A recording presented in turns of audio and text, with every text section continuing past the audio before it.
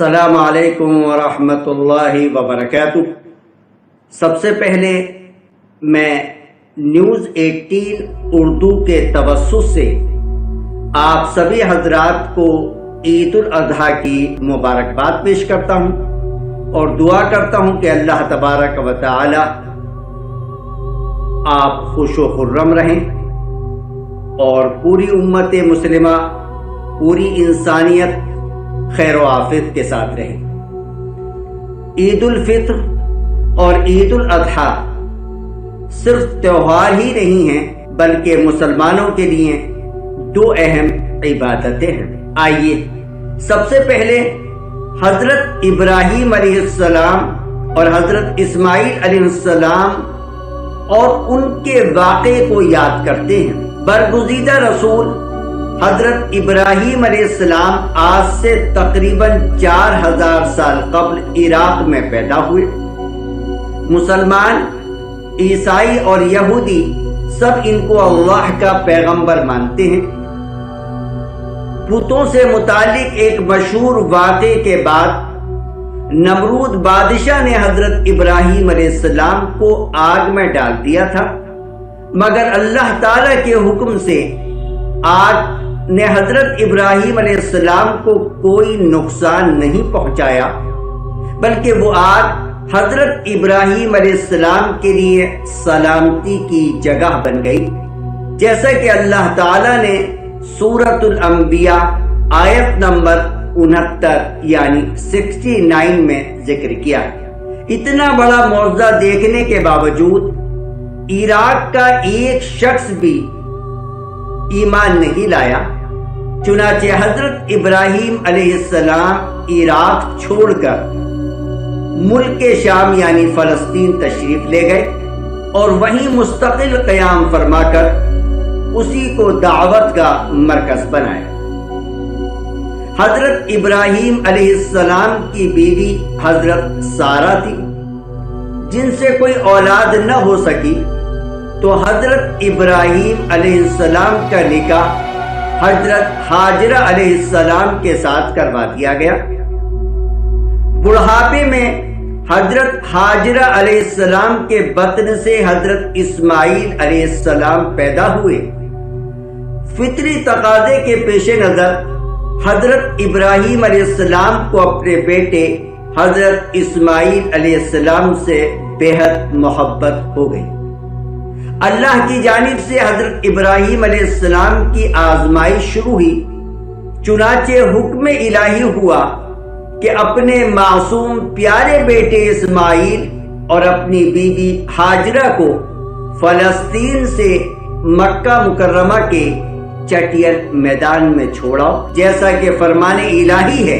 یعنی اللہ تعالیٰ قرآن کریم میں ارشاد فرماتا ہے، اے ہمارے پروردگار، یعنی حضرت ابراہیم علیہ السلام کی بات قرآن کریم میں مذکور ہے، میں نے اپنی کچھ اولاد کو آپ کے حرمت والے گھر کے پاس ایک ایسی وادی میں بسایا ہے جس میں کوئی کھیتی نہیں ہوتی۔ ہمارے پروردگار، یہ میں نے اس لیے کیا تاکہ یہ نمازیں قائم کریں، لہذا لوگوں کے دلوں میں ان کے لیے کشش پیدا کر دیجئے اور ان کو پھلوں کا رزق عطا فرمائیے تاکہ وہ شکر گزار بنے۔ سورہ ابراہیم آیت نمبر 37۔ جب کھانے پینے کے لیے کچھ نہ رہا تو حضرت ہاجرہ بے چین ہو کر قریب کی صفا اور مروہ پہاڑیوں پر پانی کی تلاش میں دوڑی، چنانچہ اللہ کے حکم سے پانی کا چشمہ زمزم جاری ہوا۔ کچھ مدت کے بعد ایک قبیلے بنو جرہم کا ادھر سے گزر ہوا۔ پانی کی سہولت دیکھ کر انہوں نے حضرت ہاجرہ علیہ السلام سے قیام کی اجازت چاہی۔ حضرت ہاجرہ علیہ السلام نے وہاں قیام کرنے کی اجازت دے دی۔ کچھ عرصے کے بعد فلسطین میں حضرت ابراہیم علیہ السلام کو خواب میں دکھایا گیا کہ وہ اپنے اکلوتے بیٹے اسماعیل کو ذبح کر رہے ہیں۔ نبی کا خواب سچا ہوا کرتا ہے، چنانچہ اللہ کے اس حکم کی تکمیل کے لیے فوراً فلسطین سے مکہ مکرمہ پہنچ گئے، جیسا کہ اللہ تبارک و تعالی قرآن کریم میں فرماتا ہے، پھر جب وہ لڑکا ابراہیم کے ساتھ چلنے پھرنے کے قابل ہو گیا تو انہوں نے کہا، بیٹے میں خواب میں دیکھتا ہوں کہ تمہیں ذبح کر رہا ہوں، اب سوچ کر بتاؤ تمہاری کیا رائے ہے۔ جب باپ نے بیٹے کو بتایا کہ اللہ تعالیٰ نے مجھے تمہیں ذبح کرنے کا حکم دیا ہے، تو فرما بردار بیٹے اسماعیل علیہ السلام کا جواب تھا، ابا جان، جو کچھ آپ کو حکم دیا جا رہا ہے اسے کر ڈالیے، انشاءاللہ آپ مجھے صبر کرنے والوں میں پائیں گے۔ سورہ صافات آیت نمبر 102۔ اس موقع پر یعنی جب حضرت ابراہیم علیہ السلام اسماعیل علیہ السلام کو مکہ مکرمہ سے مینا والی جگہ پر ذبح کرنے کے لیے لے جانے لگے تو شیطان نے حضرت ابراہیم علیہ السلام کو بہکانے کی کوشش بھی کی۔ حضرت ابراہیم علیہ السلام نے 3 مقامات پر شیطان کو پتھر مارے۔ اسی واقعے کی یاد میں حج کی ادائیگی کے وقت ان مقامات پر کنکریاں ماری جاتی ہیں۔ خواتین و حضرات، پھر اللہ تعالیٰ کی رضا کے لیے حضرت ابراہیم علیہ السلام نے تاریخ انسانی کا وہ عظیم الشان کارنامہ انجام دیا جس کا مشاہدہ نہ اس سے پہلے کبھی زمین و آسمان نے کیا اور نہ اس کے بعد کریں گے۔ اپنے دل کے ٹکڑے حضرت اسماعیل کو منہ کے بل زمین پر لٹا دیا، چھری تیز کی، آنکھوں پر پٹی باندھی اور اس وقت تک پوری طاقت سے چھری اپنے بیٹے کے گلے پر چلاتے رہے جب تک اللہ تعالیٰ کی طرف سے یہ صدا نہ آ گئی، اے ابراہیم، تو نے خواب سچا کر دکھایا، ہم نیک لوگوں کو ایسا ہی بدلہ دیتے ہیں۔ سورہ صافات آیت نمبر 105۔ اس کے بعد فرمان الہی ہے، چنانچہ حضرت اسماعیل علیہ السلام کی جگہ جنت سے ایک مینڈا بھیج دیا گیا جسے حضرت ابراہیم علیہ السلام نے ذبح کیا۔ سورہ صافات آیت نمبر 107۔ اس واقعے کے بعد سے اللہ تعالی کی رضا کے لیے جانوروں کی قربانی کرنا خاص عبادت میں شمار ہو گیا۔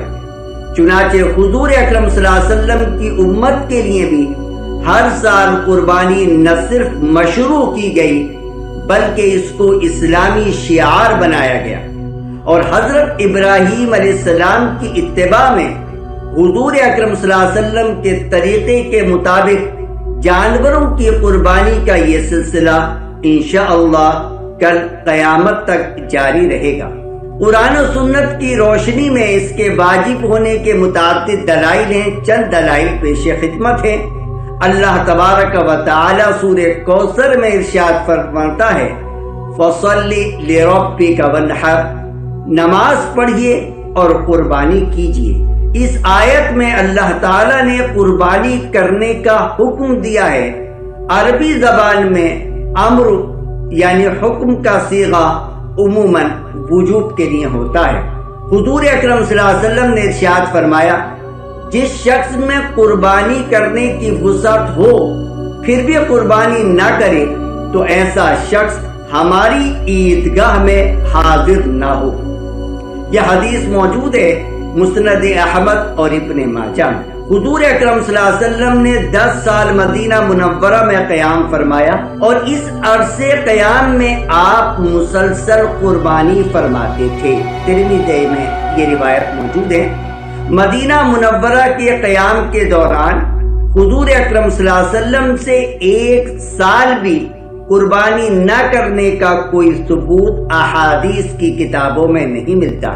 اس کے برخلاف احادیث صحیحہ میں مذکور ہے کہ حضور اکرم صلی اللہ علیہ وسلم مدینے کے قیام کے دوران ہر سال اہتمام سے قربانی فرمایا کرتے تھے۔ حضرت علی رضی اللہ تعالیٰ عنہ فرماتے ہیں کہ مسافر پر قربانی واجب نہیں ہے۔ اس سے معلوم کیا ہوا کہ مقیم پر قربانی واجب ہے۔ یہ حدیث یعنی حضرت علی کا فرمان موجود ہے محلہ بالآثار کتاب الاضاحی کے اندر۔ آئیے اب جانیں کہ قربانی کرنے کی اہمیت اور فضیلت کیا ہے، یعنی ہم قربانی کیوں کرتے ہیں۔ نبی اکرم صلی اللہ علیہ وسلم نے ارشاد فرمایا، ذی الحجہ کی 10 تاریخ کو کوئی نیک عمل اللہ تعالی کے نزدیک قربانی کا خون بہانے سے بڑھ کر محبوب اور پسندیدہ نہیں، اور قیامت کے دن قربانی کرنے والا اپنے جانور کے بالوں، سینگوں اور کھروں کو لے کر آئے گا، اور یہ چیزیں اجر و ثواب کا سبب بنیں گی۔ نیز فرمایا کہ قربانی کا خون زمین پر گرنے سے قبل اللہ تعالی کے نزدیک شرف قبولیت حاصل کر لیتا ہے، لہذا تم خوش دلی کے ساتھ قربانی کیا کرو۔ یہ حدیث کی مختلف کتابوں میں موجود ہے۔ میں نے جو آپ کو ٹیکسٹ پیش کیا وہ ترمذی شریف کا ہے۔ صحابہ کرام نے رسول اللہ صلی اللہ علیہ وسلم سے سوال کیا کہ یہ قربانی کیا ہے؟ آپ صلی اللہ علیہ وسلم نے فرمایا، تمہارے باپ حضرت ابراہیم علیہ السلام کی سنت ہے۔ صحابہ نے رسول اللہ صلی اللہ علیہ وسلم سے سوال کیا کہ ہمارے لیے اس میں کیا اجر و ثواب ہے؟ آپ صلی اللہ علیہ وسلم نے فرمایا، ہر نیکی کے بدلے میں نیکی ملے گی۔ حضور اکرم صلی اللہ علیہ وسلم نے حجۃ الوداع کے موقع پر انہی قربانی کے ایام میں حضرت ابراہیم اور حضرت اسماعیل علیہ السلام کے واقعے کی یاد میں 100 اونٹوں کی قربانی دی۔ ان میں سے 63 اونٹ نبی اکرم صلی اللہ علیہ وسلم نے بذات خود نحر یعنی ذبح کیے، اور باقی 37 اونٹ حضرت علی نے نحر یعنی ذبح کیے۔ غرضے کے ان ایام میں یعنی قربانی کے ایام میں خون بہانا ایک اہم عبادت ہے۔ اب آئیے بات کرتے ہیں قربانی کے وقت کے متعلق۔ قربانی کا وقت 10 ذی الحجہ کو نماز عید الاضحیٰ کے بعد سے شروع ہوتا ہے اور 12 ذی الحجہ کے غروب آفتاب تک رہتا ہے۔ نماز عید الاضحیٰ سے قبل قربانی کی صورت میں رسول اللہ صلی اللہ علیہ وسلم نے دوسری قربانی کا حکم دیا ہے، جیسا کہ حدیث میں آیا۔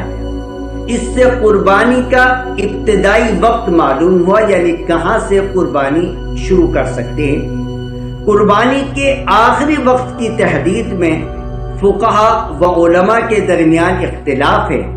حضرت امام ابو حنیفہ، حضرت امام مالک اور حضرت امام احمد ابن حنبل رحمہ اللہ نے 12 ذی الحجہ کے غروب آفتاب تک تحریر کیا ہے۔ یہی قول احتیاط پر مبنی ہونے کے ساتھ دلائل کے اعتبار سے بھی قوی ہے، کیونکہ کسی بھی حدیث میں یہ مذکور نہیں ہے کہ نبی اکرم صلی اللہ علیہ وسلم یا کسی صحابی نے 13 ذی الحجہ کو قربانی کی ہو۔ صحابہ کرام اور تابعین کے اقوال کتب حدیث میں مذکور ہے کہ قربانی صرف 3 دن ہے۔ قربانی کے جانور کی عمر بکرا، بکری، بھیڑ 1 سال کی ہو۔ بھیڑ اور دمبا جو ہو تو 6 ماہ کا، لیکن دیکھنے میں اتنا موٹا تازہ ہے کہ وہ 1 سال کا معلوم ہوتا ہے، تب بھی اس کی قربانی جائز ہے۔ بھینس وغیرہ 2 سال کی اور اونٹ 5 سال کا ہو، ایسے سب جانوروں کی قربانی کرنا جائز ہے۔ قربانی کے جانوروں میں شرکا کی تعداد، حضرت عبداللہ بن عمر رضی اللہ تعالی عنہما نے فرمایا کہ قربانی میں بکرا، بکری، مینڈا، دمبا یعنی بکرے جیسے جو جانور ہیں 1 شخص کی طرف سے ہیں۔ حضرت جابر رضی اللہ تعالیٰ عنہ نے فرمایا کہ ہم رسول اللہ صلی اللہ علیہ وسلم کے ساتھ حج کا احرام باندھ کر نکلے، اور آپ صلی اللہ علیہ وسلم نے ہم کو حکم دیا کہ اونٹ میں 7 آدمی شریک ہو جائیں، بھینس وغیرہ میں بھی 7 ہی آدمی شریک ہوتے ہیں۔ قربانی کے جانور کا عیوب سے پاک ہونا، عیب دار جانور جس کے 1 یا 2 سینگ جڑ سے اکھڑ گئے ہوں، اندھا جانور، ایسا کانا جانور جس کا کانا پن واضح ہو، اس قدر لنگڑا جو چل کر قربان گاہ تک نہ پہنچ سکے، ایسا بیمار جس کی بیماری بالکل ظاہر ہو، ایسے جانور کی قربانی جائز نہیں ہے۔ خود قربانی کرنا افضل ہے۔ نبی اکرم صلی اللہ علیہ وسلم اپنی قربانی خود کیا کرتے تھے، اس وجہ سے خود قربانی کرنے والے کا خود ذبح کرنا یا کم از کم قربانی میں ساتھ لگنا بہتر ہے، جیسے کہ حدیث میں ہے کہ نبی اکرم صلی اللہ علیہ وسلم نے حضرت فاطمہ رضی اللہ تعالی عنہ کو قربانی پر حاضر رہنے کو فرمایا۔ قربانی کے گوشت کو آپ خود بھی کھا سکتے ہیں، رشتہ داروں کو بھی کھلا سکتے ہیں اور غربا مساکین کو بھی دے سکتے ہیں۔ علماء کرام نے بعض آثار کی وجہ سے تحریر کیا ہے کہ اگر گوشت کے 3 حصے کر لیے جائیں تو بہتر ہے، ایک حصہ اپنے لیے، دوسرا حصہ رشتہ داروں کے لیے اور تیسرا حصہ غربا و مساکین کے لیے، لیکن اس طرح 3 حصے کرنا ضروری نہیں ہے۔ اگر قربانی کے گوشت کے 3 حصے کر لیے جائیں تو ایک اچھا طریقہ ہے، جس میں اپنی بھی ضرورت پوری ہو جاتی ہے، رشتہ داروں اور پڑوسیوں کا بھی خیال ہو جاتا ہے، اور ظاہر ہے کہ اس موقع پر ہم غریبوں اور مسکینوں کو یاد نہیں کریں گے تو کب یاد کریں گے، تو اس لیے ان کو پکا کر یا کچا گوشت دے دینا چاہیے۔ مرحومین کی طرف سے بھی قربانی کی جا سکتی ہے، یعنی جن کے والد والدہ یا اور دیگر رشتہ دار انتقال کر رہے ہیں اور ان کی طرف سے اگر قربانی بدل کرنا چاہتے ہیں، قربانی کرنا چاہتے ہیں تو قربانی کی جا سکتی ہے۔ نبی اکرم صلی اللہ علیہ وسلم نے اپنی طرف سے قربانی کرنے کے علاوہ امت کے افراد کی طرف سے بھی قربانی، اس قربانی کو آپ صلی اللہ علیہ وسلم نے زندہ افراد کے لیے خاص نہیں کیا۔ اسی طرح حدیث میں آتا ہے کہ حضرت علی 2 قربانیاں کرتے تھے، ایک اپنی طرف سے اور ایک حضور اکرم صلی اللہ علیہ وسلم کی طرف سے۔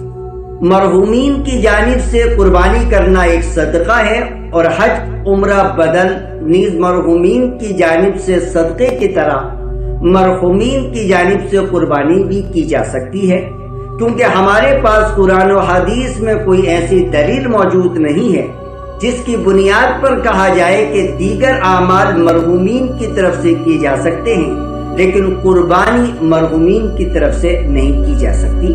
اس لیے ہم اپنے مرحومین کی طرف سے بھی نفلی قربانی کر سکتے ہیں۔ تمام نبیوں کے سردار نے یہ بات بالکل واضح کر دی، کیا ارشاد فرمایا، عید کے دن قربانی کا جانور خریدنے کے لیے پیسہ خرچ کرنا اللہ تعالیٰ کے یہاں اور چیزوں میں خرچ کرنے سے زیادہ افضل ہے۔ قربانی کا مقصد محض غریبوں کی مدد کرنا نہیں ہے جو صدقہ و خیرات سے پورا ہو جائے، بلکہ قربانی میں مقصود جانور کا خون بہانا ہے۔ یہ عبادت اسی خاص طریقے سے ادا ہوگی، محض صدقہ و خیرات کرنے سے یہ عبادت ادا نہیں ہوگی۔ حضور اکرم صلی اللہ علیہ وسلم اور صحابہ کرام کے زمانے میں موجودہ دور کے مقابلے میں زیادہ تعداد میں لوگ غریب تھے، اور وہ آج کے غریبوں سے زیادہ محتاج اور ضرورت مند تھے، مگر ایک مرتبہ بھی حضور اکرم صلی اللہ علیہ وسلم یا کسی صحابی سے یہ ثابت نہیں کہ انہوں نے عید الاضحیٰ کے دنوں میں قربانی کے بجائے غریبوں کی مدد کی بات کہی ہو۔ اس لیے ہمیں چاہیے کہ اللہ کے حکم اور نبی کی اتباع میں قربانی کے دنوں میں قربانی کریں، اور 3 دن کے علاوہ پورے سال شادی وغیرہ کے اخراجات اور اپنے ذاتی مصارف میں کمی کر کے یتیموں، بیواؤں، محتاجوں اور مسکینوں کی خوب مدد کریں۔ اب آخر میں ہم سمجھتے ہیں کہ قربانی سے کیا سبق حاصل کرنا چاہیے۔ ہر سال ہم قربانی کرتے ہیں تو اس سے ہمیں کیا سبق ملتا ہے؟ 3 سبق میں آپ کو بتانا چاہ رہا ہوں۔ جانور کی قربانی کے وقت حضرت ابراہیم علیہ السلام اور حضرت اسماعیل علیہ السلام کے عظیم الشان عمل کو یاد کریں کہ دونوں اللہ کے حکم سے سب سے محبوب چیز کی قربانی دینے کے لیے تیار ہو گئے، لہذا ہم اللہ کے حکم پر عمل کرنے کے لیے اپنی جان، مال، وقت کی قربانی ادا کریں۔ تو پہلا مقصد یہ ہے اس قربانی کا کہ ہم اپنے آپ کو تیار کریں کہ جیسا حکم اللہ کی طرف سے آئے ہم اپنی جان، مال اور وقت جو ہے اس اللہ کے حکم کے آگے قربان کر دیں۔ دوسرا اس قربانی سے جو سبق ملتا ہے وہ یہ کہ قربانی کی اصل روح یہ ہے کہ مسلمان اللہ کی محبت میں اپنی تمام نفسانی خواہشات کو قربان کر دے۔ لہذا ہمیں من چاہی زندگی چھوڑ کر رب چاہی زندگی گزارنی چاہیے، اور اس قربانی کے ذریعے سے یہ پریکٹس کرائی جاتی ہے کہ ہم من چاہی زندگی چھوڑیں اور اللہ کی مرضی کے مطابق یہ دنیاوی فانی زندگی گزاریں۔ آخری سبق حضرت ابراہیم علیہ السلام کی زندگی میں صرف یہی ایک عظیم واقعہ نہیں بلکہ انہوں نے پوری زندگی اللہ تعالیٰ کی اطاعت و فرمانبرداری میں گزاری۔ جو حکم بھی اللہ کی طرف سے ان کو ملا فوراً اس پر عمل کیا۔ جان، مال، باپ، وطن اور لخت جگر غرضے کے سب کچھ اللہ کی رضا میں قربان کر دیا۔ ہمیں بھی اپنے اندر یہی جذبہ پیدا کرنا چاہیے کہ اللہ تعالیٰ کا جو حکم بھی سامنے آئے اس پر ہم خوش و خرم جو ہے عمل کریں۔ آخر میں ایک بار پھر نیوز 18 اردو کا شکر گزار ہوں کہ انہوں نے مجھے حضرت ابراہیم اور حضرت اسماعیل علیہ السلام کے واقعے کی یاد میں قربانی کے متعلق قرآن و حدیث کی روشنی میں گفتگو کرنے کا موقع عنایت فرمایا۔ آخر میں ایک بار پھر تمام سامعین کو عید الاضحیٰ کی بہت بہت مبارکباد۔ لبیک اللہم لبیک لبیک لا شریک لک لبیک ان الحمد والنعمت لک والملک لا شریک لک۔